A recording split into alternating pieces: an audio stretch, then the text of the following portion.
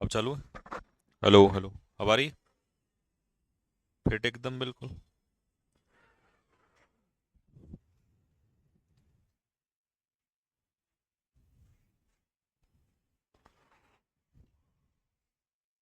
तो अपना पेट कम कर ले भाई ये। हैं? क्या बकरे की तरह रनिंग छोड़ दी? हो रहा है? कम हो रहा है? वजन हो रहा है कम? चल बहुत बढ़िया। हैं? अच्छा, बीच में छूट गया था। चल ठीक है। हाँ भाई। तो आज चैप्टर का नाम कौन सा है? वॉइस। एक नंबर पक्का है। ठीक है। तो फिर पक्कम पक्का करते हैं एक नंबर। एक एक नंबर की बड़ी कीमत। वो देखा तुमने इंटरव्यूज का? कैसा लगा? मजा ना? देसी एकदम बिल्कुल। प्योर। कोई मिलावट नहीं। है ना? जैसे घर के गांव के मसाले होते हैं ना, बिल्कुल ओरिजिनल। ऐसा लड़का था बिल्कुल। ऐसे ही बच्चे मिलते हैं हमें। एक एक बात बड़े काम की बताई उसने। और काम की बात उसमें और सबसे ज्यादा क्या थी? कि मोटिवेशन इतना हाई है कि आगे भी पढ़ता ही रहेगा वो। पढ़ने वालों की कोई कमी नहीं होती। मोटिवेशन की कोई कमी नहीं होती। लेकिन एक क्या था उसके अंदर, उसकी आंखों में ना एक जुनून टाइप का सा था। कि भाई माँ बाप ने मेरी सहायता करी है, मेरी हेल्प करी है।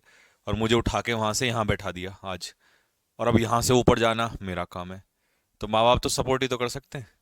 वो बहुत बड़ी बात है। तो ऐसा ऐसा होना चाहिए। और ये नहीं हो कि भाई चल अब सिलेक्शन हो गया बस रुक गए, नहीं। दोनों तरफ ऑप्शन है उसके पास। 4 साल पढ़ाई करूंगा वहां पे। ऑनलाइन से आजकल ये फायदा होने लगा कि तुम दुनिया में कहीं भी रहो, लड़के पढ़ते हैं। तो 4 साल आदमी पढ़ेगा। अब वो चाहे परमानेंट हो जाए तो फिर तो वेल एंड गुड। परमानेंट नहीं हो रहा है तो भी वेल एंड गुड है। क्योंकि 4 साल पढ़ेगा वो वहां पे। और हम तो बैच चला ही रहे हैं ऑनलाइन और पढ़ाते रहेंगे और खतरनाक हो जाएगा धीरे धीरे। तो तैयारी करके 4 साल में तैयारी करके निकलेंगे वो लोग। जैसे आएंगे फोड़ देंगे एग्जाम को ऐसे। तो निगेटिव नहीं होना किसी चीज को लेके, पॉजिटिव रहो। उस बंदे से बात करते करते मुझे इतना पॉजिटिविटी आ रही थी। बोला क्या फर्क पड़ता है जी, कुछ नहीं। बोला ये तो अगर मैं परमानेंट हो गया तो और वर्स्ट है मेरे लिए तो। नहीं तो एक्सरसाइज एक्साइज इंस्पेक्टर बनना है मेरे को तो। हाँ, वर्दी का एक ड्रीम है, वो मैं पूरा करूंगा, 4 साल के लिए कर लूँ चाहे, कोई दिक्कत नहीं है। तो जीवन में ना कल आगे जब वो होगा तो उसको ये रहेगा कि यार वर्दी भी मिल गई, एयरफोर्स में भी और ये भी। तो ऐसा होना चाहिए। और परमानेंट हो गया तो हो ही गया भाई, फिर उसमें क्या दिक्कत है, वो तो बढ़िया ही है। तो निगेटिव कुछ नहीं है। बस हर बच्चे को मैं इस डायरेक्शन पे लगाना चाहता हूँ कि भाई तुम निगेटिव मत लो। उसे ऐसे लो कि 4 साल के लिए अपना जा रहे हैं घूमने के लिए, नौकरी भी होगी प्लस आके वहां से तैयारी भी करेंगे। और जिसको वहां रहना है परमानेंट वो अपना वहीं रह जाओ। और मजबूरी नहीं है, आपसे पूछा जाएगा वहां पे पहले कि चाहते हो छोड़ना या यहीं रहना था। आपने कहा जी छोड़ना चाहता हूँ मैं तो अपना जो भी कर लूंगा। तो छोड़ दो। नहीं, अगर मान लो 25 नहीं 50 हो जाएगा। हाँ। अब सपोज करो 1000 लड़के हैं। मान लो एक एज्यूम। 1000 में से पहले तो सबसे पहले सबको बोल देंगे बताओ भाई कितने छोड़ना चाह रहे हैं। 300 ने कहा जी हम छोड़ना चाह रहे हैं। ठीक है। तो अब 700 बचे। तो ऑब्वियस सी बात है जो 1000 थे उनका 50% जो है वो ले लेंगे वहां पर, जो भी वैकेंसी के हिसाब से होगा। तो बस ये, अरे सभी क्योंकि अपनी इच्छा से भी बहुत ने छोड़ना होता है। तो हाँ, तो लगभग लगभग जितने होंगे वो परमानेंट ही होते रहेंगे। परमानेंट हो जाएंगे, देख लेना। मैं तो इसीलिए तो कहता था तुम रुको तो सही, वेट एंड वॉच। ये जो बाहर अब बेरोजगारों की तरह घूमेंगे ना, नहीं हम अग्निवीर नहीं, ये हम ये वो सो। अपॉर्चुनिस्टिक अपॉर्चुनिस्टिक बनो हमेशा। अब वो यहाँ भी नौकरी नहीं मिलनी, बाहर भी धक्के ही खाने हैं, यहाँ भी गालियां ही खानी है लोगों की। बेरोजगारी, सिरदर्दी, पैसा बर्बाद। ग्रेजुएशन के 3 साल में कुछ नहीं मिलने वाला क्योंकि फॉर्म भरे जाएंगे उसके बाद ज्यादातर सारे। ग्रेजुएशन के बाद 3 साल वहां बर्बाद। सिरदर्दी सिरदर्दी। तो इससे अच्छा लगे रहो। कब कहाँ क्या भरो क्या आ जाए। तो आज तुम्हें मैं इसकी एक स्टोरी सुनाऊंगा। और रियल स्टोरी कि लगे रहो से क्या मिल सकता है एक इंसान को। और वो स्टोरी, क्योंकि आप भी सोचते होंगे सर के साथ कुछ ना कुछ हो ही जाता है। तो कल एक ऐसी घटना हुई। और वो मेरे अब मेरे मतलब जो कहते हैं ना, बेस्टम बेस्ट में से एक बेस्ट दोस्त के साथ हुई। सुनाऊंगा, आपके रोंगटे खड़े हो जाएंगे। लगे रहने से, जैसे दशरथ मांझी लगा रहा ना, पहाड़ को तोड़ के रख दिया। तो ऐसे लगे रहो, एक दिन ऐसा आएगा ना। बस उसका भगवान आप फिर इंतजार करता है कि भाई इसको देना है आज, अब बहुत हो गया इसके साथ, है ना। तो उसको सुनाऊंगा क्लास के लास्ट में। हाँ। क्या हुआ? अच्छा। तो ऊपर खड़ी करा दो। हाँ लो। वो तो मैं ऐसे ही खड़ी कर दूं, लेकिन उसको कहना आराम से करे कि नीचे ना अड़ जाए। चले भाई लोगों। हाँ लेकिन अब ये मजा आ गया इंटरव्यू देख। अभी तो और भी है, एक तो राजस्थान का है, उसका तो और भी खतरनाक है। तो इस दुनिया में ना, जब तुम्हें लगे ना हम डिमोटिवेट हो या कुछ ऐसा, समझो कि एक का एक गुरु लगा, वो ले गया चाबी, एक का एक गुरु लगा हुआ है। तो करते रहो मेहनत, मिलेगा, बड़ी बढ़िया मिलेगा। ठीक है। राजस्थान वाले का आएगा आज इंटरव्यू से देखना है। हाँ बताएंगे, इस बात में पहले पढ़ लेते हैं, साथ दोनों काम करेंगे ना तभी तो मजा है। भाई चैप्ट लास्ट में करेंगे, आज के 10 मिनट में डिस्कशन। ये बताओ चैप्टर का नाम क्या है? वॉइस। अब नोट्स तो तुम्हारे जा चुके हैं उस पे, ठीक है, बैच एप्लीकेशन में उसमें जा चुके हैं नोट्स पूरे चैप्टर के, तुम्हारे तुम्हें मिल चुके हैं, इनके इनके पास जा चुके हैं। लेकिन इस चैप्टर को मैं नोट्स से नहीं पढ़ाऊंगा बिल्कुल भी देख के, इस चैप्टर को मैं अपने पेन से पढ़ाऊंगा। ठीक है भाई, पेन से पढ़ाऊंगा, तुम्हारे समझ में ज्यादा आएगा, रटना पड़ेगा नहीं, यहीं के यहीं माइंड में फिट होता चला जाएगा। ठीक है। ऐसे ऐसे कारस्तानी दिखाएंगे, इसमें नई नई चीजें आपको सिखाएंगे। ठीक है भाई। कमेंट में एक बार जल्दी से लिखो सारे, बोल शंकर भगवान की जय, लिख दो सारे के सारे, और फिर करते हैं शुरू।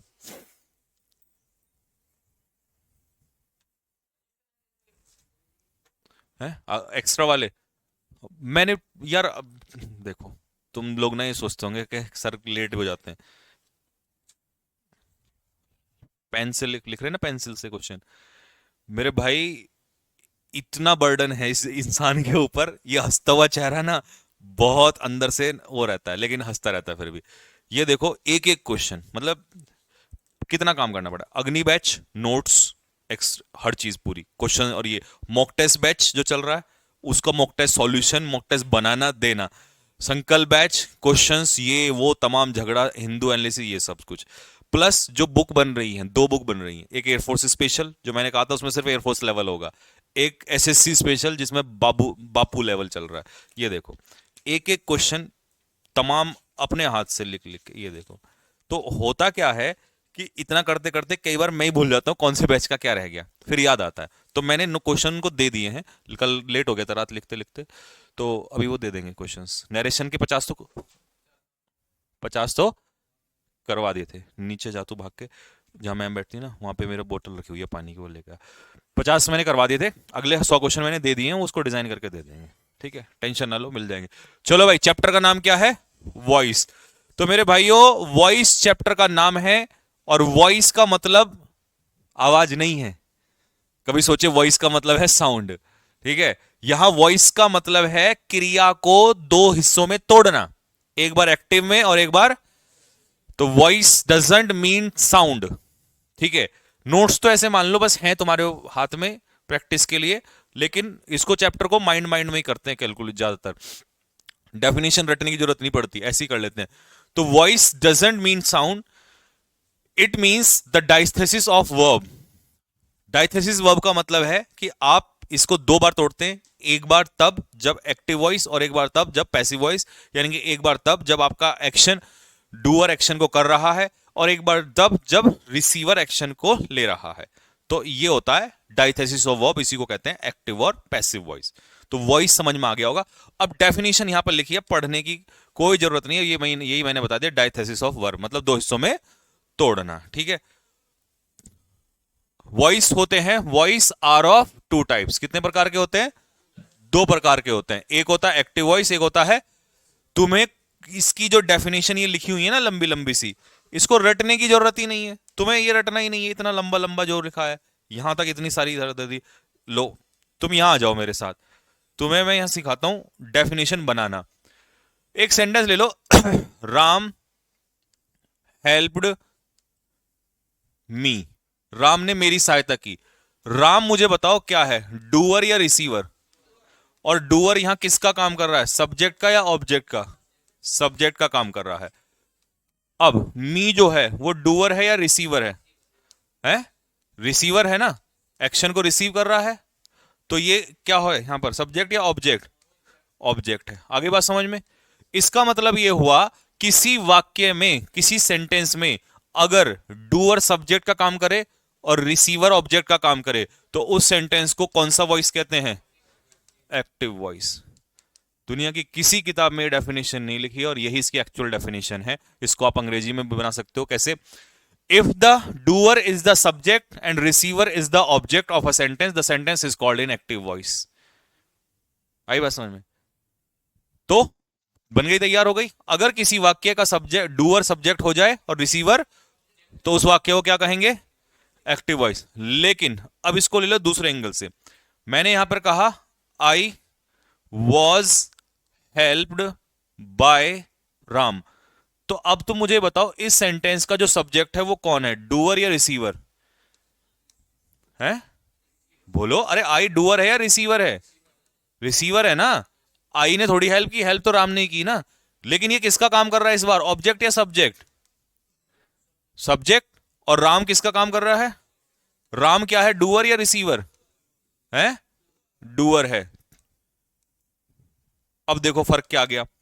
यदि किसी वाक्य में रिसीवर सब्जेक्ट का काम करे और डूअर ऑब्जेक्ट का काम करे तो वाक्य क्या कहलाता है, बोलो? पैसिव। तो मेरे भाई कुछ रटने की जरूरत नहीं है, इस पिक्चर में सारा खेल खत्म हो चुका है। अब ये बड़ी बड़ी डेफिनेशंस रटने की जरूरत। चलो जी, दोबारा से शुरू करते हैं। हाँ, हाँ, थैंक यू। अगर आपसे कोई पूछे कि भाई किसी वाक्य में, सॉरी, एक्टिव और पैसिव की डेफिनेशन क्या होती है, सबसे पहले तो वॉइस की डेफिनेशन होती है डायथेसिस ऑफ वर्ब। वर्ब को दो हिस्सों में तोड़ना कहलाता है वॉइस। दूसरी बात, एक्टिव वॉइस क्या होता है? यदि किसी वाक्य में डूअर सब्जेक्ट का काम करे, डूअर मतलब कर्ता, करने वाला, और रिसीवर ऑब्जेक्ट का काम करे तो वाक्य क्या कहलाता है? Active voice. और यदि किसी वाक्य में रिसीवर सब्जेक्ट का काम करे और डूअर ऑब्जेक्ट का काम करे तो वाक्य कहलाता है। और ये एक्टिव पैसिव ना केवल आपको ट्रांसलेशन के लिए सीखना, मतलब एक्टिव से पैसिव सीखना है। कई बार एरर में भी एक्टिव पैसिव का पता ही नहीं चलता कि सेंटेंस एक्टिव में है या पैसिव में है। तो हमें कैसे पता चलना है? तो मैं आपको कुछ एग्जांपल दूंगा और आप मुझे बताएंगे सेंटेंस एक्टिव में है या पैसिव में है। समझ में आ गया? डेफिनेशन क्लियर हो गई? ये डेफिनेशन तुम्हारे इसमें बकायदा लिखी हुई है हर तरीके से, तो कुछ करने की जरूरत नहीं है, बाबूजी बन के बैठो बस। ठीक है, ये चाहो तो लिख लो, ये नहीं लिखा हुआ है, लिखो फटाफट जल्दी से, ये कॉपी मारो, इसी से याद रहेगा।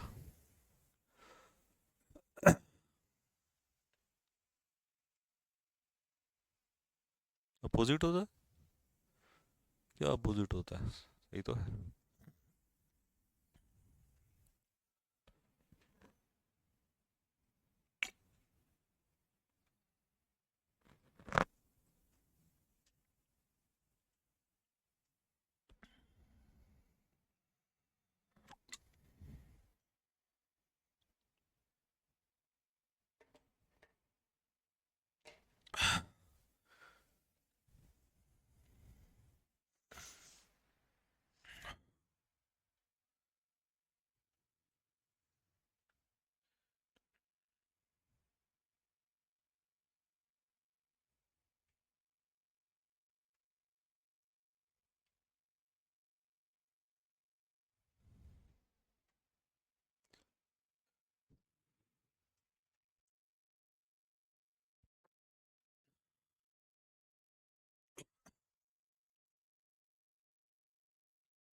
चले,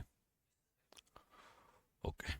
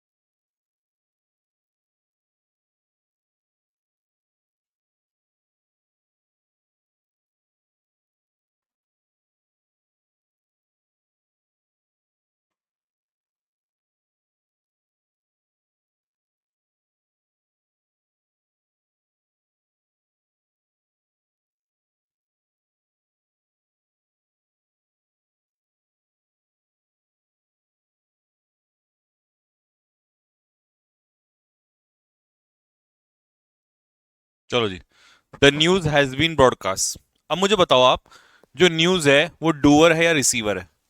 क्या न्यूज ने कुछ किया है यहाँ पे? नहीं किया ना। तो न्यूज ने अगर कुछ नहीं किया तो न्यूज क्या है? रिसीवर। और अगर किसी सेंटेंस में सब्जेक्ट रिसीवर का काम करे तो वो कौन सा वॉइस होता है? पैसिव वॉइस होता है। शी वॉज डिसीव्ड, सी ने धोखा दिया है, सी को धोखा मिला? सी को धोखा मिला। तो यहां पर सी क्या है, डूअर या रिसीवर? रिसीवर है। तो ये कौन सा वॉइस हुआ? द डाई इज कास्ट, पासा फेंक दिया गया है। तो पासे ने कुछ किया नहीं, पासे को फेंका गया। तो इसका मतलब ये भी क्या है? रिसीवर है। और ये भी कौन सा वॉइस है? दे हैव बीन इन्फॉर्म्ड, दे ने इन्फॉर्म किया है, दे को इन्फॉर्म किया गया? दे को इन्फॉर्म किया गया, तो इन्होंने तो इन्फॉर्म नहीं किया। इसका मतलब इन्फॉर्मेशन देने वाले दे नहीं है, इनको तो इन्फॉर्मेशन मिली है, तो ये रिसीवर है। और ये अगर रिसीवर है तो पैसिव वॉइस। आगे बात समझ में? दूसरी बात देखो, मैंने किसी में भी बाय नहीं लगाया, है ना। बाय किसके द्वारा, किसके द्वारा, किसके द्वारा, किसके द्वारा।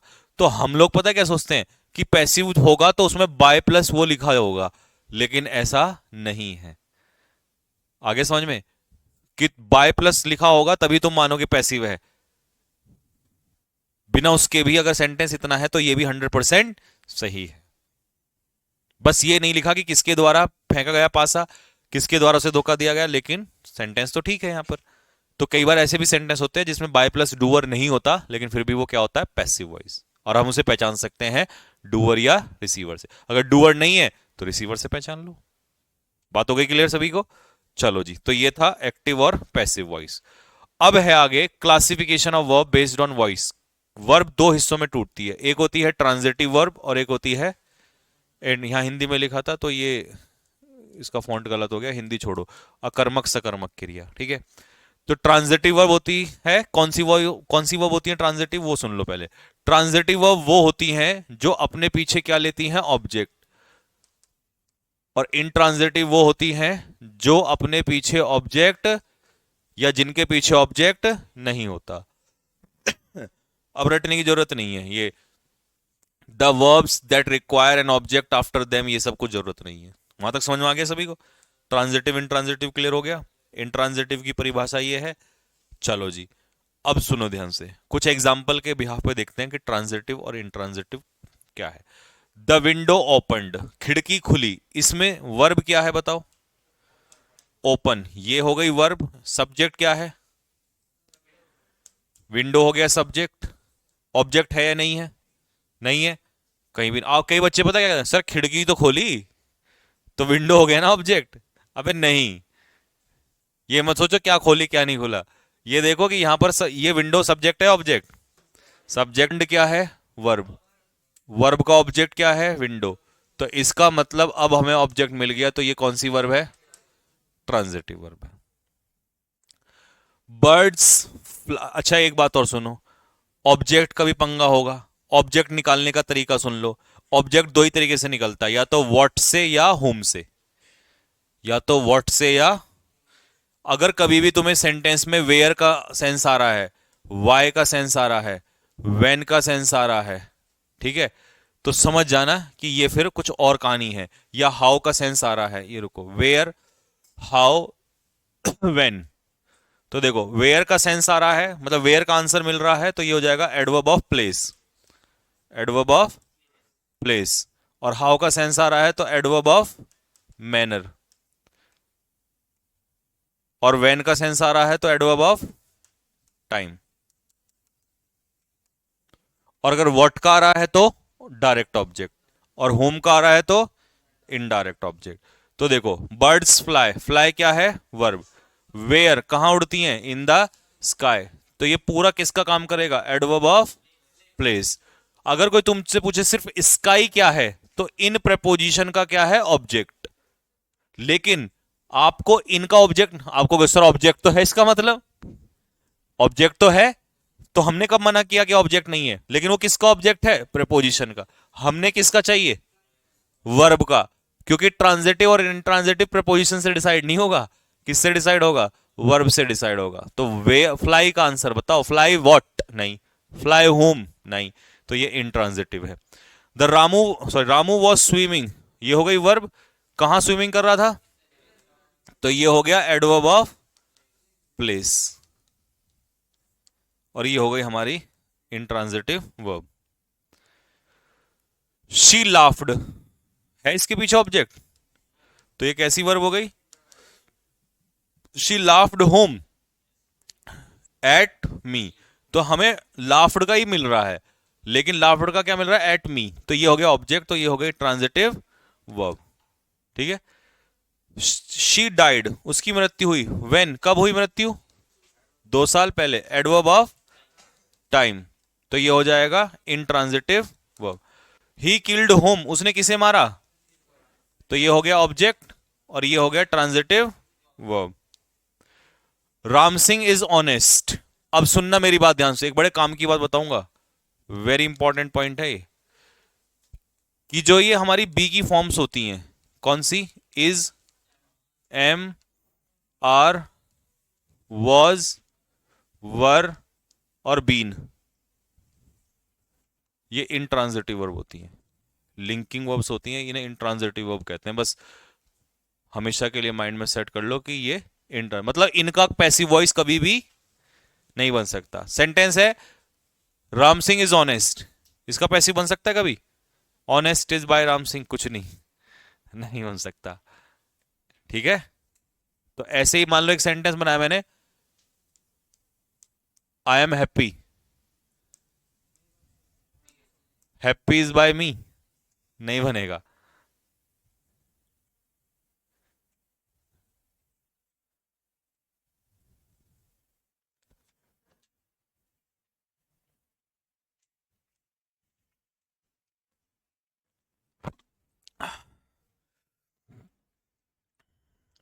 ठीक है भाई। देखो एक बच्चे का डाउट है कि सर इस वाले में भी तो प्रपोजिशन है ना, और ये प्रपोजिशन का ऑब्जेक्ट है, मैंने मना नहीं किया, ये प्रपोजिशन का क्या है, लेकिन ध्यान से सुनना, वहां पर जो वो सारा था ना, वो वेयर का आंसर दे रहा था, यहां पर ये laughed home at me, home at me, तो होम का आंसर मिल रहा है, आगे ना बस में, तो इसी लिहाज से ये इसका ऑब्जेक्ट कहलाएगा, तो फिर ये क्या हो जाएगा, ट्रांजिटिव, वहां होम का नहीं मिल रहा था, वेयर का मिल रहा था, तो इसीलिए। अच्छा एक सेंटेंस है, ये बताना इसका पैसिव वॉइस बनेगा क्या, आई गो टू स्कूल, बताओ भाई इसका बनेगा या नहीं बनेगा, आई गो टू स्कूल का, और क्यों नहीं बनेगा फिर,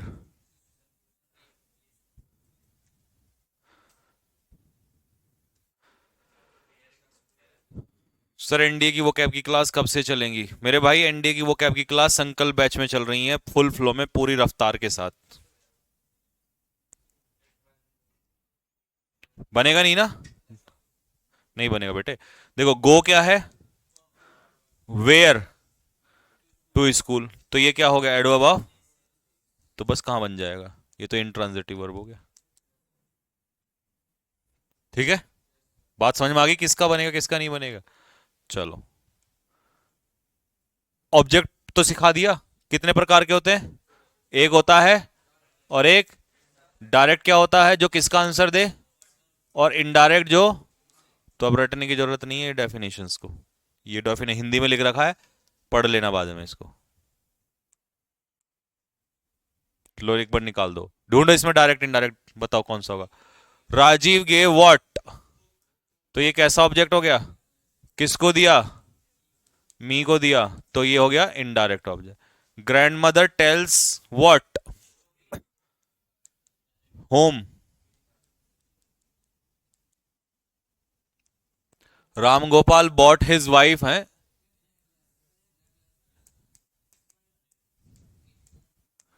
पत्नी के लिए नेकलेस खरीदा उसने, राम को, इसको ऐसे भी लिख सकते हो, इस बार डायरेक्ट ऑब्जेक्ट यहां आ गया, और इनडायरेक्ट ऑब्जेक्ट हिज वाइफ बाद में। The director promised what, holiday, direct object, home हमको इनडायरेक्ट ऑब्जेक्ट, तो वॉट और होम से निकलेगा। हाँ जी, तो यहां से होगा आपका टॉपिक स्टार्ट। ये बेसिक्स था, यहां तक क्लियर हो गया सबको। वॉइस क्या है? Diathesis of verb. और वॉइस कितने प्रकार का? एक होता है एक्टिव, एक होता है एक्टिव। की डेफिनेशन बोलो।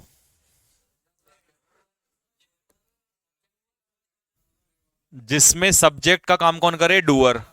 और ऑब्जेक्ट का वही क्या है? और पैसिव वॉइस सब्जेक्ट का काम करे रिसीवर, और ऑब्जेक्ट का डूअर, वही क्या है? वर्ब। दो प्रकार की टूटी यहां पर, ट्रांजिटिव और ट्रांजिटिव वर्ब। जिसमें ऑब्जेक्ट हो, और इंट्रांजिटिव वर्ब जो ऑब्जेक्ट ना ले। ऑब्जेक्ट कितने प्रकार का?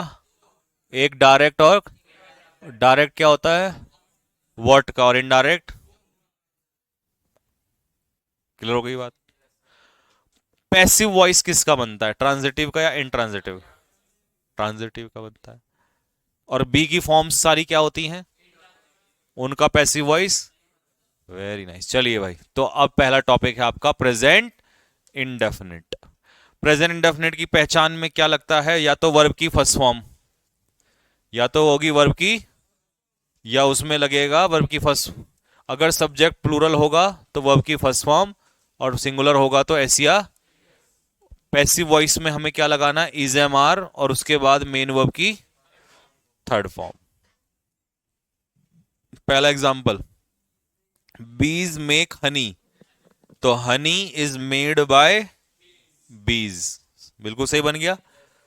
दे प्ले बिलियर्ड्स, तो बिलियर्ड्स इज क्यों आया बताओ यहां पर? क्योंकि बिलियर्ड्स किसी गेम का क्या है? नाम हमेशा क्या होता है? तो आंसर क्या हो जाएगा? आई रीड टू स्टेट्स, तो टू स्टेट्स इज या आर? इज। क्यों? क्योंकि ये किसी नोवेल का क्या है? और नाम हमेशा, और रीड की तीनों फॉर्म सेम होती हैं। He looks after his grand parents, इसका पैसिव बनाओ। बनाओ बनाओ बनाओ बनाओ, चलो शुरू हो जाओ। लिखो लिखो लिखो, he looks after his grand parents.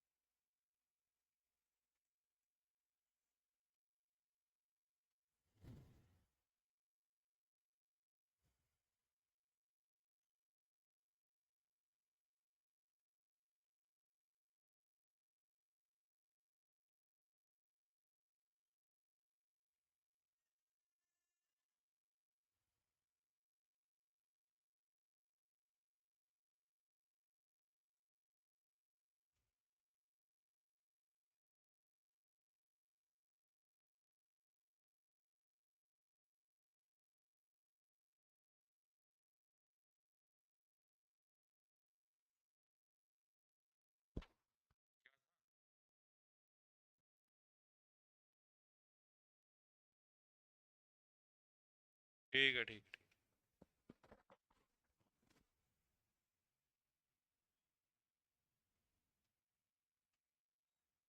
बनाया भाई। तो सबसे पहले देखो, आपको ना एक्टिव पैसिव बनाने के लिए दो बातें सीखनी है।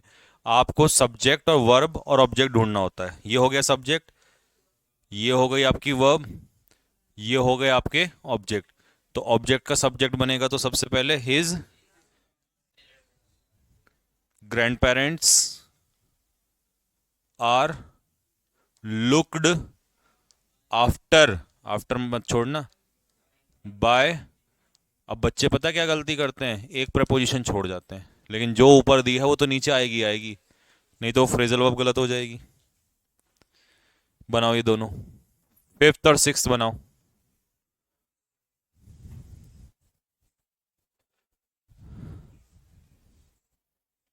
सर जी पार्लियामेंट में हमला हो गया। अरे मरने दो यार, 10-20 को तो मरने ही दो, तभी तो कुछ होगा।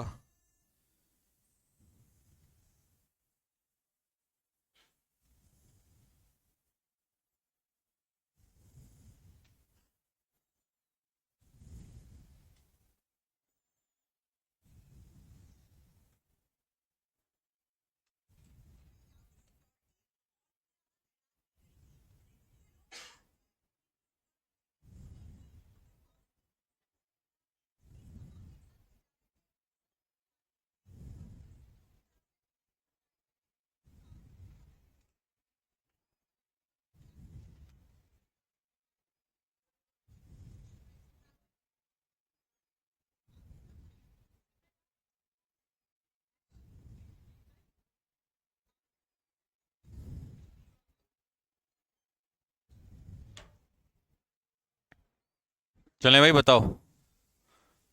You always hurt your parents, तो योर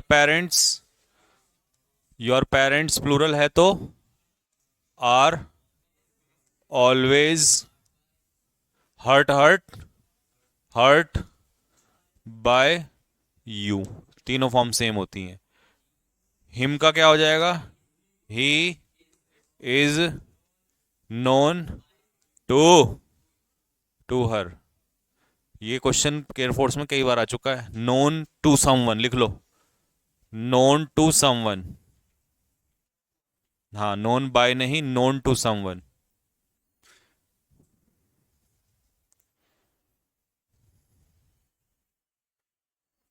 हो गया। Present continuous tense.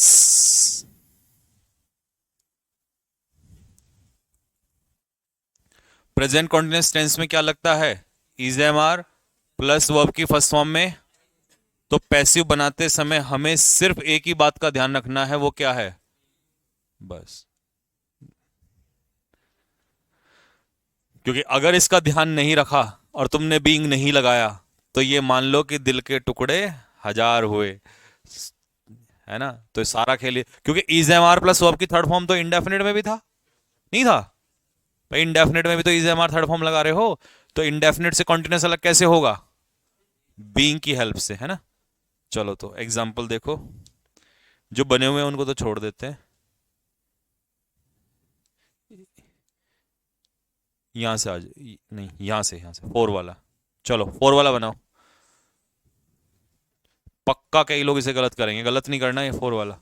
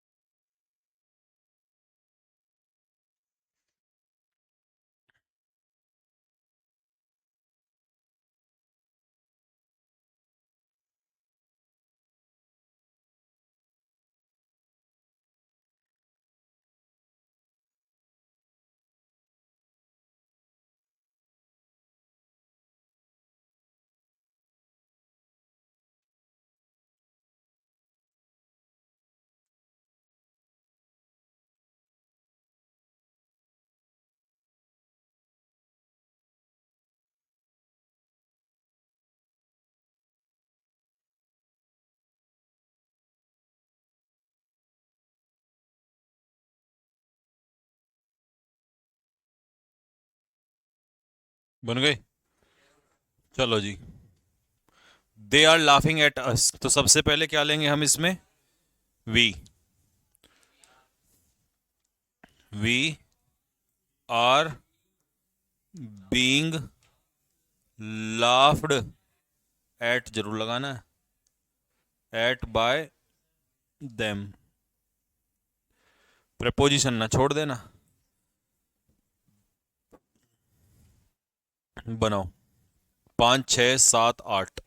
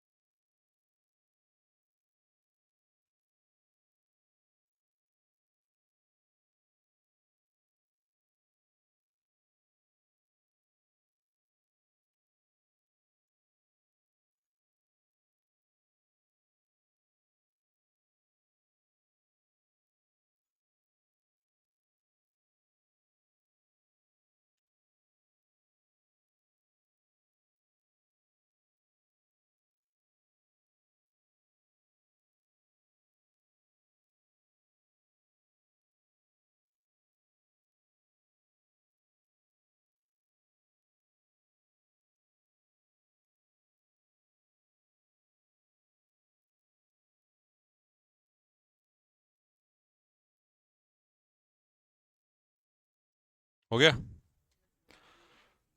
चलो भाई, सबसे पहले क्या लेंगे? आ वेल, एक कुआ।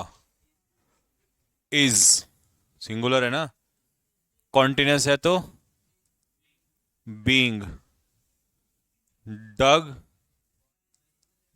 By the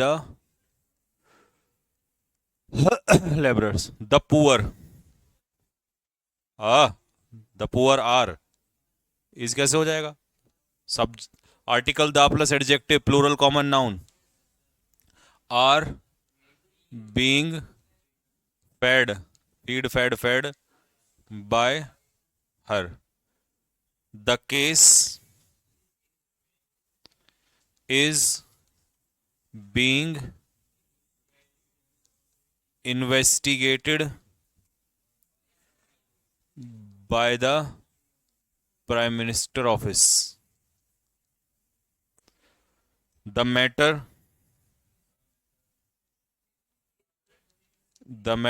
is being looked into by the chief. हो गई बात? हो गए सारे? ये और बनाओ। A case is being drafted by him, उसके द्वारा। लो जी, अगला है प्रेजेंट परफेक्ट।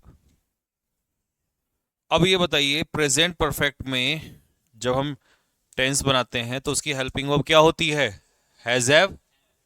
और मेन वर्ब की लेकिन, अच्छा सॉरी ये रहा, मेन वर्ब की थर्ड फॉर्म। लेकिन पैसिव बनाते समय हेल्पिंग वर्ब तो एज इट इज रहेगी, मेन वर्ब की थर्ड फॉर्म सेम, और ये बनेगा आपका बीन। हाँ, अगर इसका ध्यान नहीं रखा तो परफेक्ट नहीं बनेगा। कॉन्टिन्यूस में क्या लगता है और परफेक्ट में क्या लगता है, ये इन दोनों में फर्क है। ठीक है, और कमाल की बात है इसमें थर्ड फॉर्म भी बनी बनाई मिलती है, तो वो भी सरदर्दी नहीं है।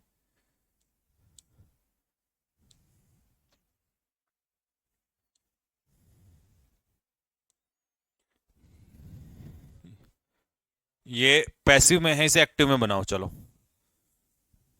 बना हुआ है? नहीं नहीं, नीचे वाला नहीं बना हुआ।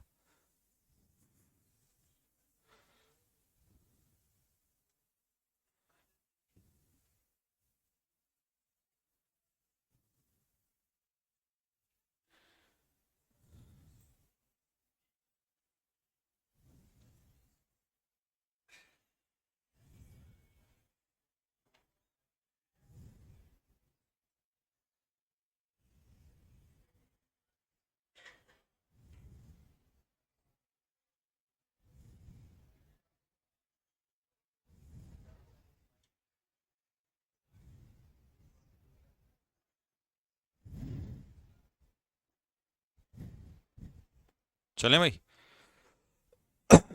सबसे पहले क्या आएगा? His father.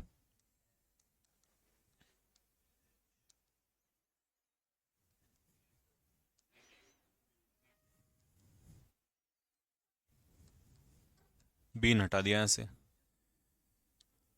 The government has launch some schemes, क्या बनेगा? सम स्कीम्स हैव, प्लूरल है ना, बीन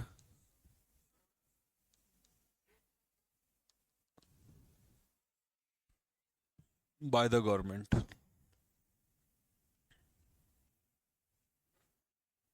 हो जाएगा।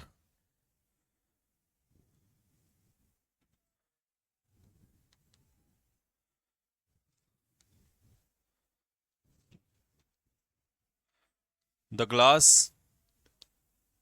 हैज बीन ब्रोकन, बनाओ इसको।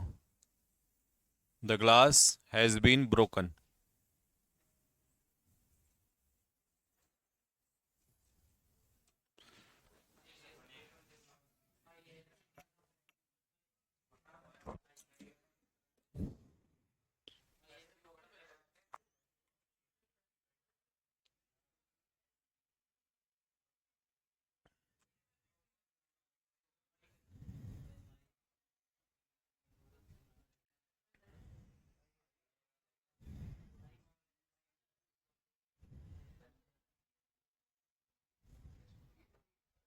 हम्म।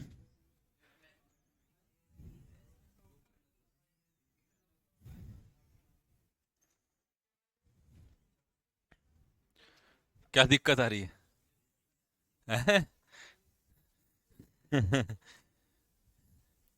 सब्जेक्ट नहीं मिल रहा। अच्छा देखो, ऐसी स्थिति में पता क्या करते हैं, अगर मान लो ये दिया हो, तो वो आपको एक ऑप्शन देगा, क्योंकि आपको तो ऑब्जेक्टिव देगा ना, तो एक ऑप्शन देगा बना बनाया, कोई भी दे देगा। लेकिन जैसे हमें नहीं पता, तो हमने उठा लिया समवन, किसी ने। और समवन होता है सिंगुलर। समवन हैज बीन नहीं, ब्रोकन द ग्लास। अबे बीन तो ऊपर लगा है ना पैसिव में, ये पैसिव नहीं है। ग्लास यहाँ पर डूअर है या रिसीवर है? रिसीवर है। तो बस ये पैसिव वॉइस है, ऊपर बीन लगा, third form. Someone has broken the glass. खुद को क्या मानना है वो तो तुम्हें ऑप्शन में देगा, तो समथिंग ही तो है।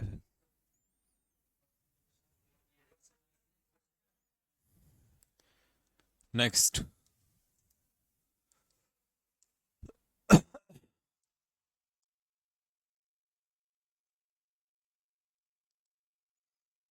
बनाओ इसका।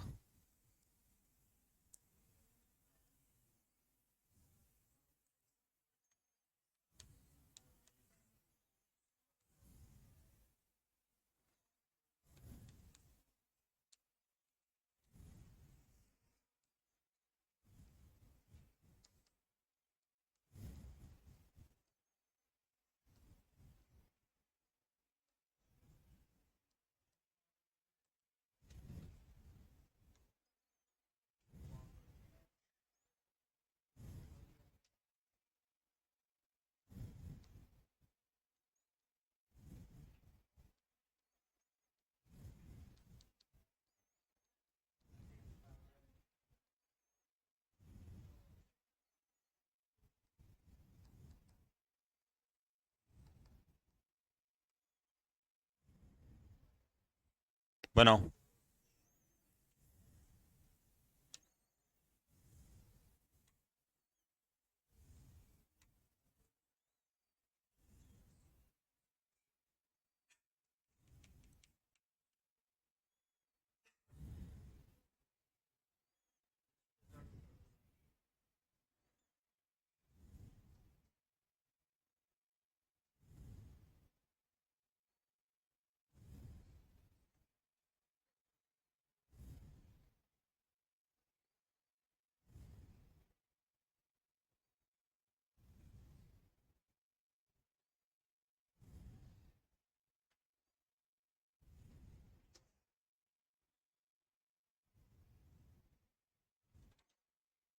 चले भाई।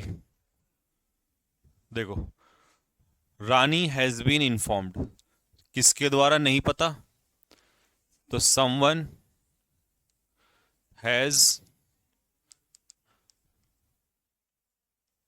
इन्फॉर्म्ड रानी। आगे, two boys have attacked the parliament, the parliament has been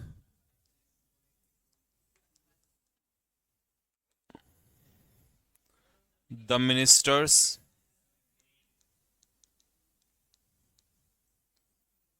have,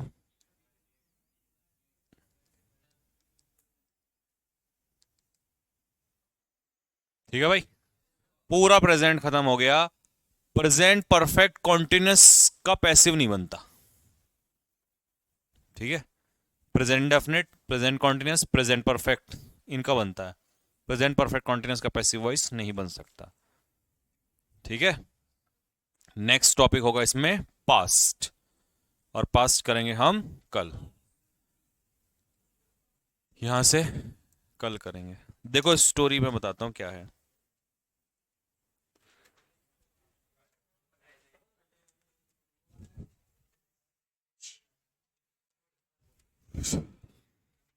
देखो स्टोरी ये है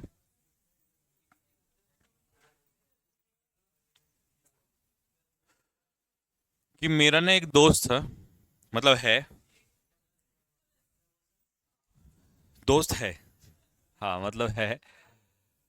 तो मतलब मेरे काफी अच्छे, जितने भी अच्छे दोस्त हैं, अच्छों में से एक बहुत अच्छा, अच्छों में से भी काफी एक अच्छे वाला दोस्त है। उसकी कोई बात होती है ABCD, वो मेरे से वो करता है शेयर, और मेरी होती है तो मैं करता हूँ। ठीक है। ऐसा भी है कि जैसे बीच में हमारा झगड़ा भी हो जाए तो भी बातचीत तो चलती रहती है, झगड़े अपनी अपनी जगह, बातचीत चलती है, तो इस टाइप का दोस्त मान लो डीपली। अब क्या है कि वो, उसको शादीशुदा है, और उसकी शादी किन्हीं कारणोंवश बहुत पहले हो गई थी। वो कुछ ऐसा था कि उसका भाई का एक्सीडेंट वगैरह हो गए थे, तो उसकी भाई की जो वाइफ है, फिर उसकी घर वालों ने, मतलब कि भाई कुछ और वो ना करना पड़े, तो उससे कर दिया उस समय पर। तो ये अच्छी बात है कि भाई अपने घर की इज्जत, उनको सपोर्ट करना, उसकी भाई की वाइफ से उसने शादी की, और बहुत छोटा था वो उस उम्र में। तैयारी भी की उसने, मेहनत भी की, फिर उसने अपना काम भी स्टार्ट किया। लेकिन उसका ना हमेशा एक ऐसा रहता था कि वो कभी भी कोई काम करता था, उसका काम चलता नहीं था। मतलब चला थोड़ा, फिर ऐसा ही हो गया, फिर वही परेशान ही रहता था बहुत ज़्यादा, बहुत तंग, मतलब बहुत ज़्यादा परेशान। अब बच्चे भी हैं, 8, अब तो 12-13 साल की लड़की भी है, और 2 लड़कियां शायद, एक बेटा भी है। तो आप समझ सकते हो कि कितना प्रेशर होता है ना। फैमिली भी है, तो परेशान रहता था, बहुत ज़्यादा तंग रहता था। तो मैं उसको यही कहता था, मैंने कहा भाई करता रहे देख, तेरी स्थिति कोई और बदलने नहीं आएगा, तुझे ही बदलनी पड़ेगी, और एक दिन समय जरूर बदलेगा, लगा रहे। मतलब बड़ी बुरी हालत, कई बार ऐसा भी होता था कि गोलियां खानी पड़ रही हैं, टेंशन बाजी, ये वो सो। तो बीच में दिक्कतें भी हुई, मतलब उसके साथ घर वालों ने भी हाथ छोड़ दिया। तो हुआ क्या कि अभी उसको ऐसा लगने लगा था कि अब सब लाइफ में खत्म हो चुका है। तो लेकिन ये था कि चलो चल रहे हैं, मर मर के, गिर गिर के, बड़ी बुरी स्थिति, बहुत बेकार है। तो बहुत साल बीत गए, लगभग 12-13 साल हो गए, बहुत लंबा समय होता है। तब से स्ट्रगल ही कर रहा था बेचारा। अब आप समझ सकते हो, 1 साल काटना मुश्किल हो जाता है, वो कैसे कैसे, और फैमिली के साथ तो बहुत बड़ी दिक्कत है। अकेला तो फिर भी काट ले। तो अभी क्या हुआ कि कुछ समय पहले ना, उसके हाथ एक प्रॉपर्टी लग गई। लग गई मतलब उसने मेहनत की, ऐसी बात नहीं। तो घूम रहा था ऐसे ही, देख रहा था इसने, तो प्रॉपर्टी देखने लगा। तो अब उस प्रॉपर्टी में उसने जो प्रॉपर्टी, मतलब उस समय पे ली, ली नहीं उसने, मतलब उसके पास पैसा नहीं था इतना। तो उसके गांव में तो पैसा, उसका कोई प्लॉट वगैरह पड़ा होगा, उसने सोचा उसको बेच देता हूँ, और इधर देहरादून में खरीद लेता हूँ, तो बीवी बच्चों को यहाँ ले आएगा। इस तरीके से सोच के उसने किया, जो भी XYZ। अब वो ऐसे ही घूमता रहा, देखता रहा, तो उसे एक प्रॉपर्टी मिल गई, और वो प्रॉपर्टी जो थी वो लगभग लगभग आपका, ऐसे मान के चलो कि 30 से 35 लाख रुपए की प्रॉपर्टी थी। तो उसने अपना सब वहाँ बेच दिया, सोचा चलो बीवी बच्चों को यहाँ। अब वो उसको मिला, और 4-5 महीने इंतजार किया उसने। अब उसको क्या होता है इसमें ना, जब आप पैसा स्टार्टिंग में दे देते हो, तो फिर आपको इसको खरीदना भी होता है, नहीं तो आपका पैसा मर जाएगा। उसकी प्रॉपर्टी लेने के में केस में कुछ पैसे की कमी पड़ गई। उसने अपने जितने भी दोस्त थे ना आज तक के, जिनको वो कहता था कि मैं दिल निकाल के दे दूंगा, अच्छे बुरे सब टाइप के, सब पे फोन मिलाया, किसी ने साथ नहीं दिया उसका। अब ये देखो मतलब सुसाइड करने का कगार पे, ऐसी स्थिति, क्योंकि या तो पैसा वो मारा जाएगा, और उसके लिए तो 100 रुपये भी बहुत बड़ी चीज है, मेहनती आदमी के लिए तो कोई बचे। सबने मना कर दिया, घर वालों ने हाथ उठा दिया, ना कोई चाचा ताऊ पड़ोस में, आज कोई कुछ नहीं, माँ बाप सबने खड़ा कर दिया, करे तो करे क्या। अब तुम्हें क्या लगता है? तो फिर उसने मेरे को भी बोला कि भाई ऐसे ऐसे बात है। तो मैंने उसको कहा, देख, मेरी एक सीधी सी बात है। कौन है? अच्छा, मैंने एक सीधी सी बात है, आई डोंट नो तो मेरे बारे में क्या सोचता है, नहीं, पर मैं तो तेरे को बहुत दिल से, क्योंकि हम तो एक चड्डी बड्डी टाइप के दोस्त हैं, तो ऑब्वियस सी बात है, ऐसे दोस्त को धोखा तो दिया नहीं जाता। और ऑब्वियस सी बात है वो भी मेरे को बहुत अच्छा मानता है। कभी हुआ होगा 4-5 साल पहले उसने मेरे बारे में उल्टा सीधा 1-2 बार बोल दिया होगा, लेकिन चलो वो तो चलता रहता है। बाकी तो हाँ, दोस्त है, दोस्ती में चलता रहता है। सब खिलाफ, इवन उसके अपने सगे भाई, चाचा के लड़के भी, सगे भाई भी, रिश्तेदार भी, उसने बताया सबके पेट में दर्द हो गया कि ये इस प्रॉपर्टीज को ना मिल जाए। आज की दुनिया इतनी गंदी है। कह रहा परेशान हो गए सब, चेहरे उतर गए सबके। और जब पता चला ना कि इस अब ये हाथ से जाने वाली है, इस पे इतना जुगाड़ नहीं बन रहा पैसे का, तो सब खुश हो गए। मैंने कहा जब तक तेरा भाई जिंदाबाद है टेंशन ना ले, जो होगा देखा जाएगा। उसने मुझसे ये तो बोला था कि तू चलना मेरे साथ, बट देखो मैंने उसको बोला मेरी क्लास है, मैं नहीं छोड़ दूंगा। हाँ, अगर ऐसा होता कि मेरे बिना होता ही ना, तो मैं चलता। खैर, बोला चल कोई बात नहीं, तो उसको मैंने भेजा। हो गया काम उसका। कल गया हो तो मुझे दिखा रहा आगे, मैं था जिम में शाम के टाइम। ये कहते हैं खुशी। उसने कहा मैंने किसी को फोन नहीं किया, सबसे पहले तुझे कॉल मिलाया। तो मैं जिम में था, उसने कहा मैं वहीं आ रहा हूँ, वो वहीं पहुंचा। इतनी खुशी उसने अंदर ही, जबकि अलाउ नहीं होता जाना, उसने वहीं पहुंच गया खुलवा के दिखा रहा, कह रहा देख यार। तो उसमें ना वो लगते हैं अंगूठे और ये सब स्टैम्प बनाना। और मैं उसको उसको देख के मुझे इतनी खुशी हुई। मैंने कहा now you are on the top. कह रहा हाँ। मैंने कहा अब क्या फील हो रहा है? बोला आज बहुत अलग लग रहा है, सब कुछ ऐसा लग रहा है कि बदल गया है। तो मैंने कहा मैं ये इसलिए नहीं कर रहा हूँ, मैंने तेरी हेल्प की, आई एम नो बडी। वो तो मैं एक जरिया हूं ऊपर वाले को, मैं नहीं बनता, कोई और बनता, ठीक है। लेकिन मैंने तेरे से एक बात बोली थी, चलता रहे, एक दिन ऐसा आएगा जब कहानी पलटेगी। आज पलट चुकी है, अब बहुत ही लंबा चलना है अभी। कल बैठे बैठे बहुत, मैंने कहा बस फर्क इतना है कि हमारी इस दुनिया में हम समझ नहीं पाते कि कब आएगा समय। मैं कहा वो बात लगा, तेरा इंतजार बहुत लंबा हो गया, बट हो गया। और मैंने कहा उन लोगों को बोल देना जो जो भी थे कि, मैंने कहा एक काम कर, ये स्टेटस डाल दे बस, सबको समझ में आ जाएगा। किसी के करने ना करने से कोई काम नहीं रुकता, ऊपर वाला सा वो कि किसी ना किसी को खड़ा कर देता उस चीज के लिए। तो उससे ये इंस्पिरेशन मिलती है, लगे रहो, you never know what will happen. और मैंने कहा तो आज ना लाखों लोगों से बेहतर है। अब उसकी प्रॉपर्टी के दाम 90 लाख रुपए हो गए, इंटू 3, बहुत तेजी से, जिस जगह पर उसने ली थी। मैंने कहा तुम बहुत रफ्तार से जाएगा, पर ऐसी ईमानदारी से चलते रहना, कभी सोचना गलत मत करना। ये तो ऊपर वाला है, वो कभी भी लगे रहो। कभी भी जिंदगी में तुम्हारा वक्त बदल सकता है, हो सकता है कभी इतना हो, जर्नी कभी इतनी हो सकती है, लेकिन पलटेगा जरूर अगर नीयत अच्छी है तो, और तुम लगे हुए हो तो। और इसकी कसम, ये झूठ नहीं है, सच है, मेरा सच खुद का दोस्त है। तो फिर उसने कहा चल तेरा दावत करेंगे, पार्टी। मैंने कहा अभी मैं यहाँ हूं ना, अभी तो मुझे कोई खींच कर भी ले जाएगा, मैं नहीं जाऊंगा, मेरे लिए 2 घंटे बहुत इंपॉर्टेंट होते हैं। तो मैंने कहा चल फिर किसी दिन चलेंगे। अभी मैंने कहा तू जा, और आराम से सुकून की नींद सो। वो 3 रात से सोया नहीं था। मैंने उसे एक दिन पहले कॉल किया था, मैंने कहा नींद आ रही है, खाना खा रहा है? बोला नहीं। मैंने कहा खा ले, हो जाएगा सब कुछ। ये पढ़ाई से हट के बताया मैंने आपको। आप सोचते हो ना दुनिया ऐसी चल रही है, दुनिया ऐसी नहीं चल रही। हर हर कहीं ना कहीं प्रॉब्लम्स हैं। बस चलने वाले जो है ना, चलते रहो, रुको मत। तुम्हारी लाइफ में भी ऐसी चीजें आएंगी आगे चल के, बट कभी रुकने का मन करे रुकना मत। अप्स एंड डाउन्स तो चलते रहते हैं। अपने आप को मजबूत बना के रखो आप, ठीक है। तो चलो भाई लोगों, मिलते हैं आप लोगों से। राम राम सभी को, कल मिलते हैं।